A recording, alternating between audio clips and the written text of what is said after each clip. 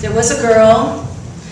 She loved her mother and father very much, and they loved her, and they lived a wonderful life. And she was a very curious young girl. But during her childhood, her mother died, and she was left with her father, who loved her very much and told her stories and would read to her, and she had a wonderful life. And then her father remarried, and she gained a stepmother. And along with the stepmother, she gained 2 stepsisters. Stepsisters and a stepmother. And not long after that, her father died. And so her life became more challenging. She had to do household chores, and they were very cruel to her, but she would comfort herself by going over near the fireplace, curling up, and reading and imagining all sorts of wonderful things. And because she spent so much time cleaning and at the fireplace, she would always be covered with ash and sort of dirty. And because of that, her stepsisters and her stepmother called her Cinderella. Cinderella. A fairy tale that how many of us grew up on? How many of us, little girls, little boys, remember watching it on TV, the cartoons, the Julie Andrews? Yes, it's in all of our hearts. We already know the story. I don't need to tell you the story, but I'm going to. And I'm going to share with you a little bit of a new version of the story. Because a number of years ago, not that long ago, there was a revival on Broadway, the Rodgers and Hammerstein musical. And when I was in New York, I was able to see it.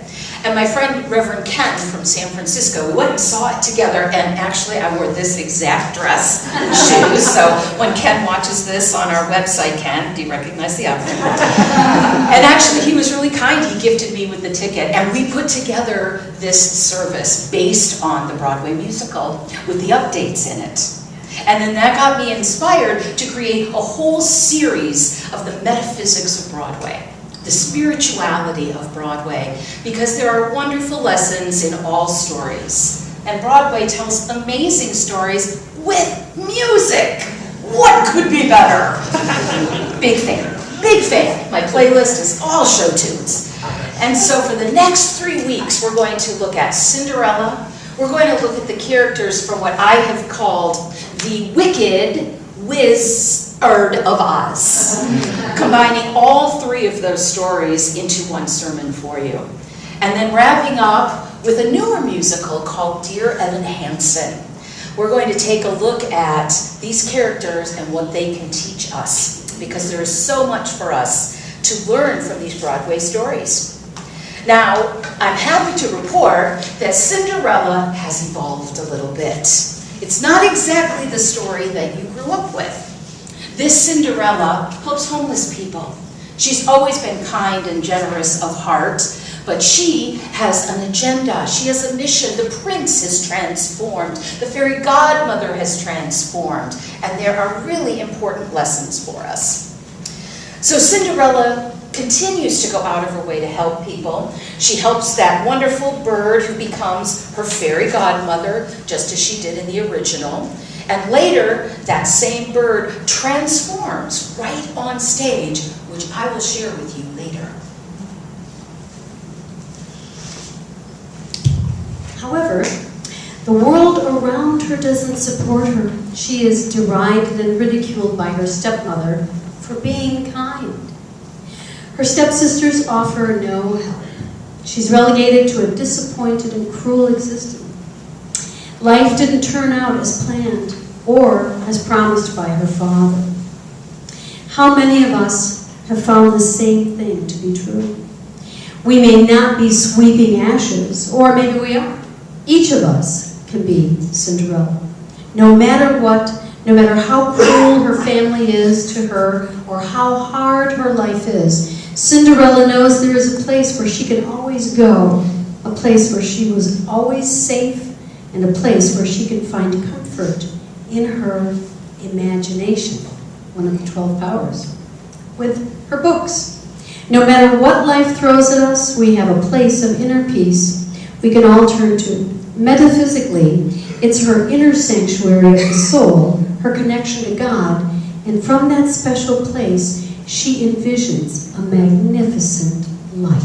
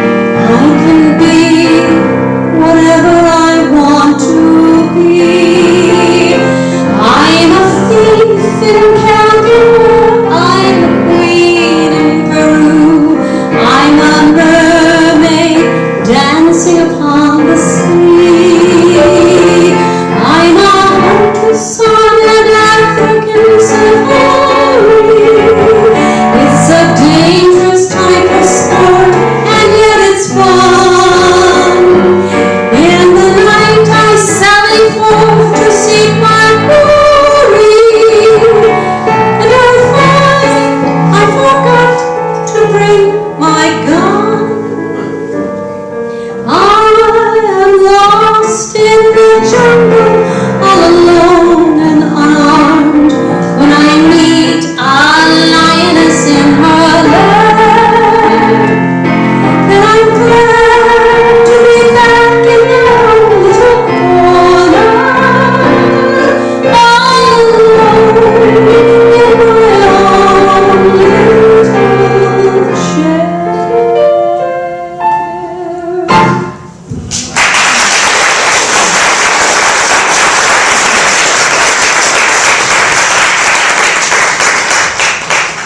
Where is your little corner? Where do you go to sit and to imagine what the future could be? Where do you get to go and dream? Many of us lose that, don't we? We start out, we can be laying out in the grass, we can be hearing story time and imagining all sorts of things. And as we get older and smarter, we lose that ability to imagine sometimes. But it's still there. And this song reminds us of that we can sit in our own little corner, whatever that is for you, and find inspiration.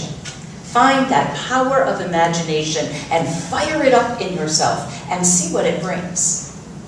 And of course, at the end of the song, though, she comes back into her own little corner because this is, after all, the beginning of the story. So she's not there yet, and she's scared, and she's timid, and she pulls back, and we do the same thing. When you embark on something new and imagining a new future, we like to say everything that's going to get in its way is going to come up and say, hello, here I am. Here's what you've come to overcome. And so even though she doesn't have full faith, and she's human just like the rest of us, this is part of her job. She just hasn't realized, like Dorothy, that it's in her all the time. And we do that to ourselves. Anytime we think that we're unworthy, or that someone out there, or something out there has the magic answer, we're forgetting about the oneness of God that is the truth of us. We see in others, and we forget to see it in ourselves. And it just isn't yet our strongest point of power until we find it within. Is that me? No, wait, that's me again. That's me again. Megan's like, no, not yet. So in the beginning, what we often do is find a point of power outside of ourselves. It's easier sometimes to see it out there and to see it in someone else than it is to see it in ourselves. And that's okay, since we're all one, it all comes back around again. So as her sisters leave for the ball, all dressed up in fancy gowns, Cinderella is where? Left behind. She cannot go to the ball. So she's crying and she's sad.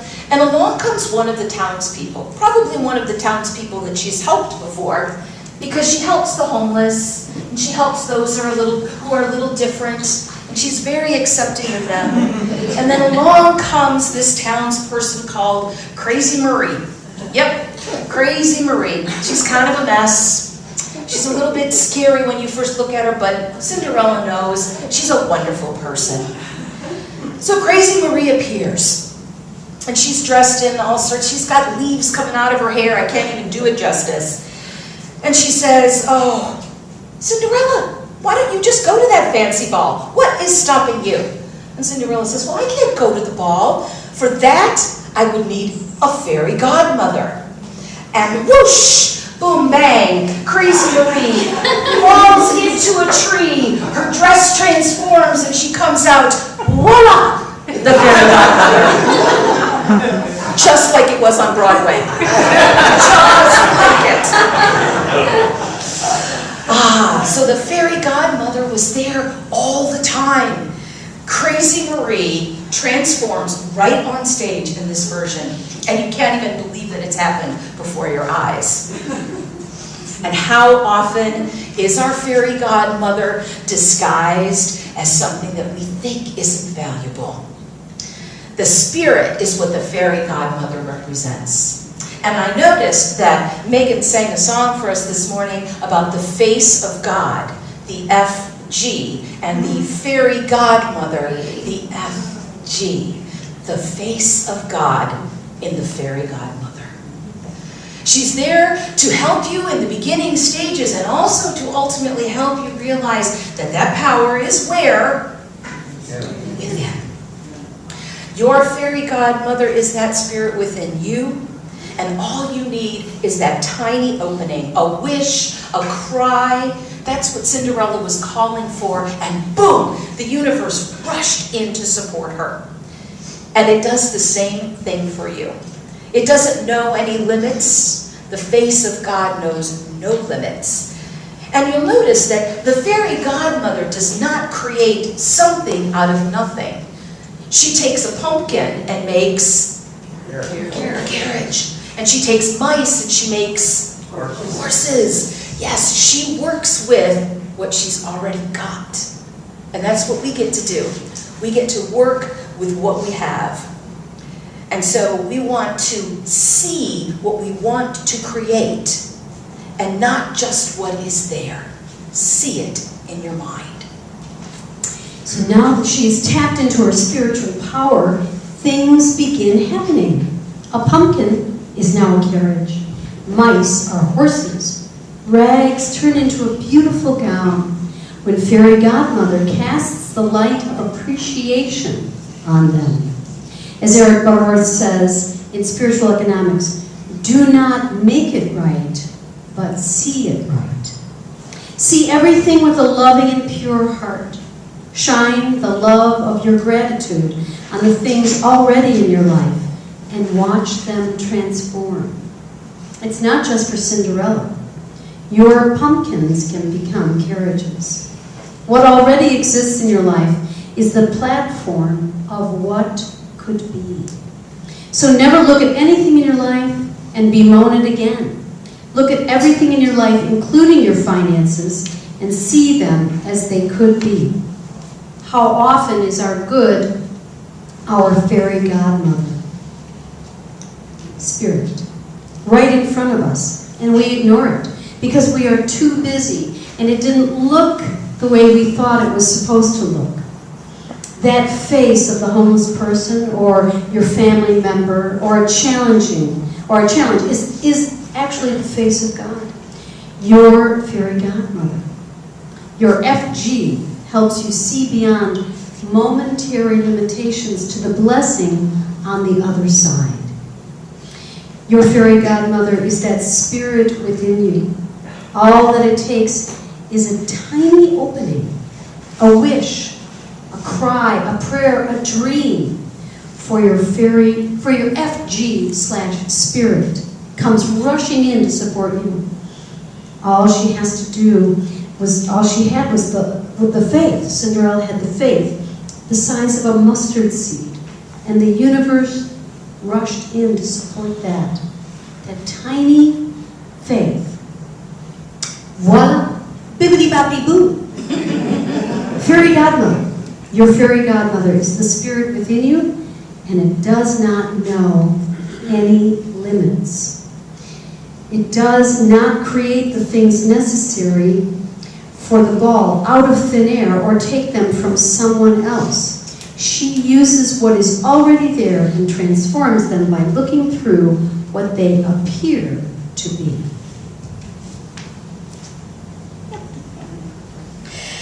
And in this new version, a lot of things have changed, including the prince. You see, this is not just a simple prince who rides in at the end. No, this prince has been transformed. He is working for social justice. Social justice actually makes it into the new Cinderella. And so the prince comes along and, well, gee, I don't know, we probably could use a prince. Somebody got the ideas? Absolutely. Wait, what? Chris. Just so happens, I went to breakfast at Burger King today. And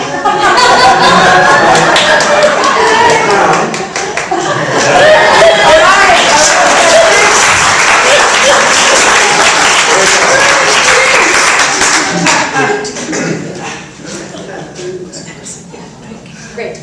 So the new musical shows us more about the prince.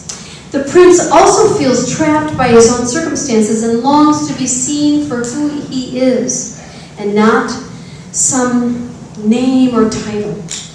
How are you trapped by the story that's told about you or the expectations of others?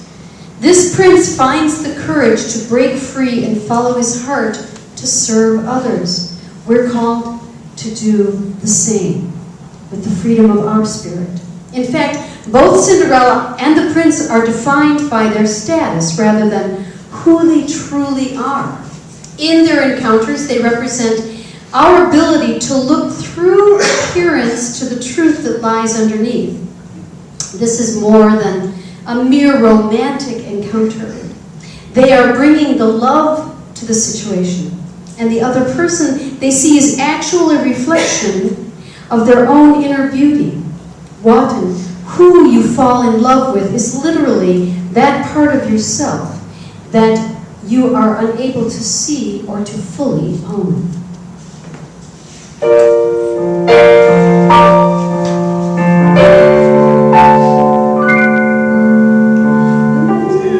I love you because you're beautiful?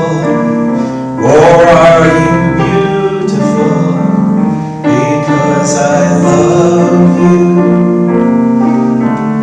Am I making believe I see in you a girl too lovely to be really true? Do I want to because you're wonderful? Or are you wonderful because I want to? Are you the sweet invention of a lover's dream? Are you really as beautiful as you seem?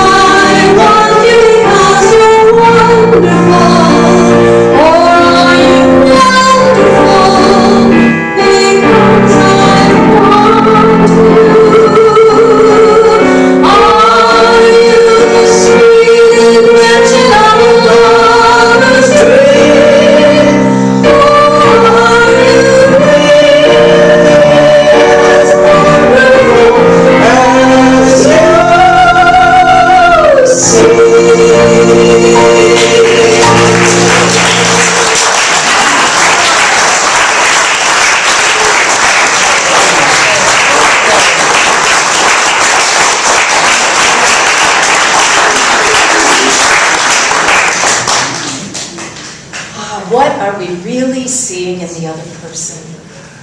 What do we really see and believe about ourselves? We can question everything and see deeper. They have this beautiful, beautiful time at the ball, but then you know what happens. What time comes? Midnight. And what happens? It all falls apart. It only lasts that long, and then everything reverts back. Spiritually, that helps us remember that every moment is a new moment. Every day is a new day. Just because we've gotten on the path and we've made a good start and we've made a connection, there's still some work to be done. We have to do it again the next day and the next day.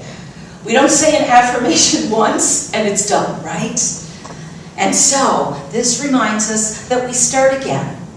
We get a second chance every day, every moment, really. Instead of trying it once, she could run off, and when everything fell apart, Cinderella could think, it's all done and it's all over, and forget it.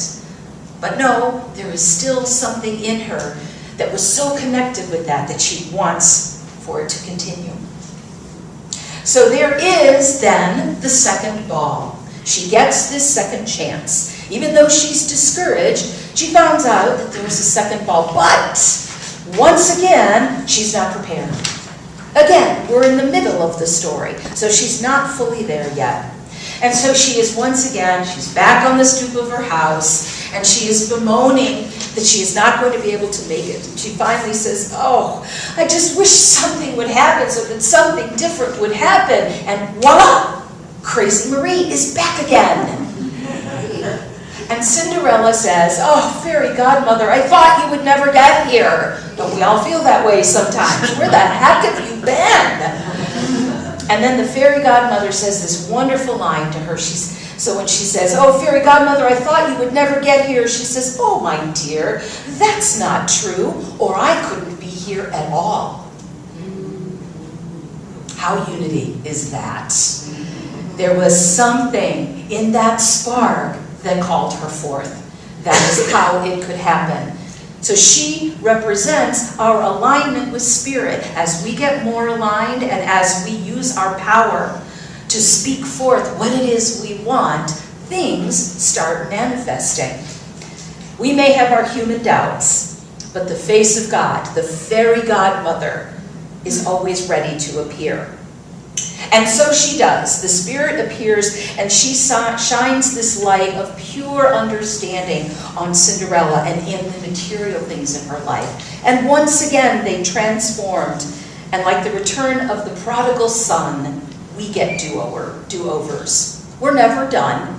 There's always another pumpkin to transform. And she goes back to the ball, and once again, she's swept away by the handsome prince.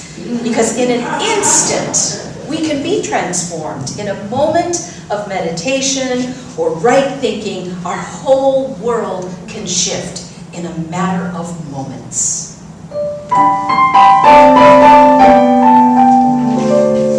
10 minutes ago, I saw you. I looked up and came through the door. My head started reeling. You gave me the feeling the room had no ceiling or floor. 10 minutes ago, I met you, and we murmured our how do you do's. I wanted to ring out the bells, and to fling out my arms, and to sing out the blues. I have found her, she's an angel, with the dust of the stars in her eyes. We are dancing, we are flying, and he's taking me back to the skies. In the arms of my love, I'm flying over mountain and meadow and glen. And I like it so well that for all I can tell, I may never come down again. I have found her, she's an angel, with the dust of the stars in her eyes. We are dancing, we are flying, and he's taking me back to the skies. In the arms of my love, I'm flying over mountain and meadow and glen. And I like it so well that for all I can tell, I may never come down again. I may never come down to earth again.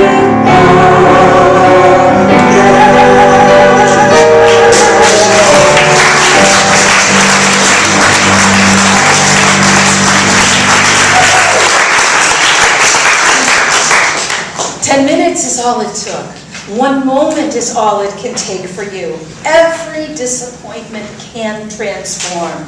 And as we watch this story of transformation, it reminds us of that. It's a story we learn when we're little, so that we learn early on things can change, that we are never stuck. These aren't just concepts, these aren't just words, this isn't just an adorable little story. This is a story that we can use as adults. And one of the most powerful moments in the new Broadway musical is something that they have inserted. As the clock strikes midnight and she realizes once again everything is going to fall apart, and she's going to repeat this cycle exactly the same way. And she starts running down the stairs, and what happens when she runs down the stairs? She loses the shoe. But in this version, she's running down the stairs and she stops. And she bends down and she picks up this shoe. And she walks it right back over to the prince. He can take care of it this time. He can take care of his part. I am a powerful woman, and I now will continue off.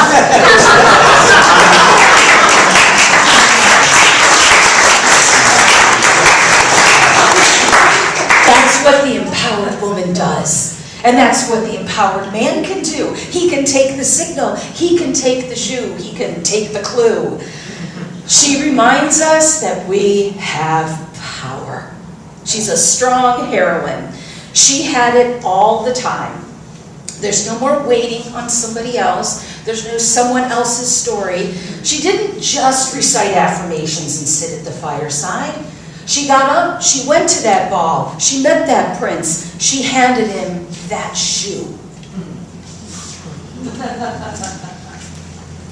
Like Cinderella, we can all stand in a new pair of shoes, find a new strength in our spiritual foundation. Using her story, we can find our own inner fairy godmother. We can tame our inner evil stepmother who says we aren't good enough. We can transform our rags into ball gowns, and we can create an abundant life out of the simplest things. Like Cinderella, we can see the good and the possible in everything in life, even when the odds seem to be against us. Like Dorothy, she had the power all along and just didn't know it. The spiritual wisdom of Cinderella teaches us that we are all, not only do we have a fairy godmother, we are our own fairy godmother. We are aligned with God, with Spirit. When we see what is here and what is beyond, when we see pumpkins as carriages or Maseratis, our attitude matters. This is a universal tale of truth to guide us, inspire us, and uplift us. We are called to be Cinderella. Cinderella is more than a fairy tale princess. She is a model of generosity, of faith. Cinderella outgives everyone around her. She forgives her family. She helps a homeless woman. She's kind to the creatures around her. What is in her heart eventually outpictures in her life when she is steadfast, disciplined, open, and loving. That is our recipe for transformation. It's all right here in the story. So we will embrace our inner Cinderella.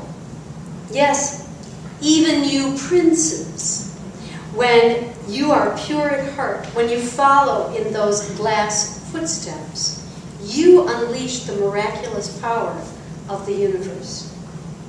Watch as the situations that challenge you shift before your eyes with a change in here and in here. The change has already happened. The Cinderella of you can create relationships, healing, community, wealth, abundance. And if you think that sounds impossible, then Cinderella has one more thing to teach you.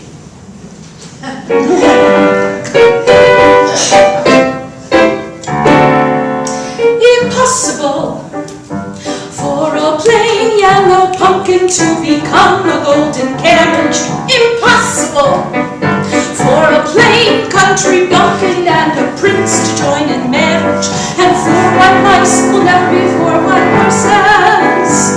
Such wild-eyed fiddly of courses. Impossible. But the world is full of zanies and fools, I see one there, who don't believe in sensible rules and won't believe what sensible people say. And because these daft-eyed, dewy-eyed dopes keep building up impossible hopes, impossible things are happening every day. Impossible.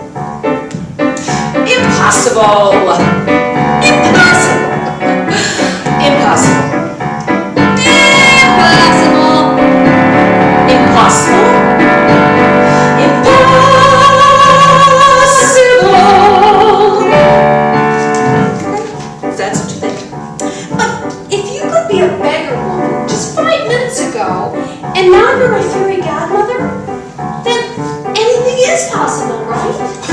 Yes, I suppose so. Then you can change it all. You can do it. You can make it happen. No, but you can change it all.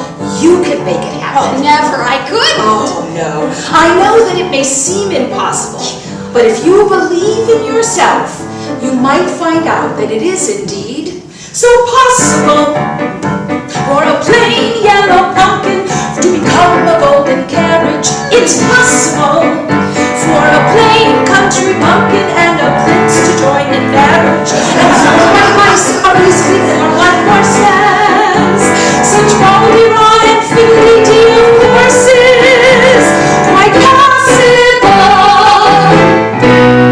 For the world is full of zanies and fools who don't believe in sensible rules and don't believe what sensible people say. And because these luckless unity folks keep building up impossible hopes, impossible things are happening every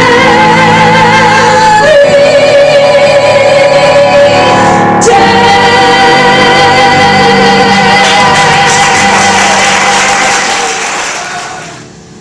I am so blessed to be here in this room with you. Let us now enter into our time of meditation. If it's comfortable, close your eyes or keep a soft gaze and bring that attention in. I now bring the present moment forward.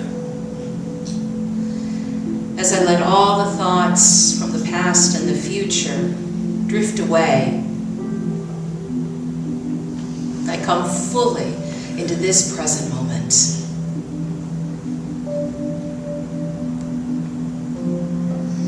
Present, breathing, living. For these next few minutes, I can let go. I can let go of worry. I can let go of any thought that I am less than whole. And in this moment, feel that wholeness. I am one. I am whole. I am health. I am strength.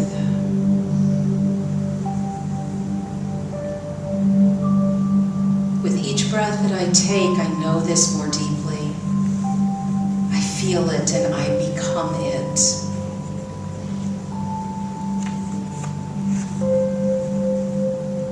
In this peaceful place, free of any burden, of any weight, I now fully embrace who I am. Perfect in this moment, in the silence, I am.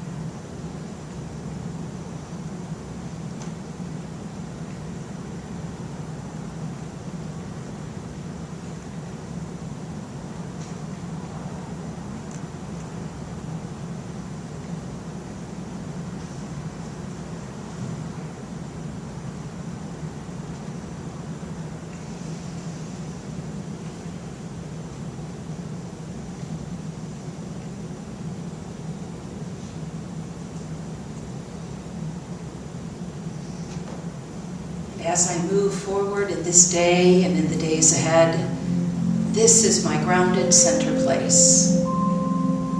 It's always available for me to come back. This moment has grounded me and has connected me with everyone in this room. We are now all lifted up to shine our light out in the world. And so it is.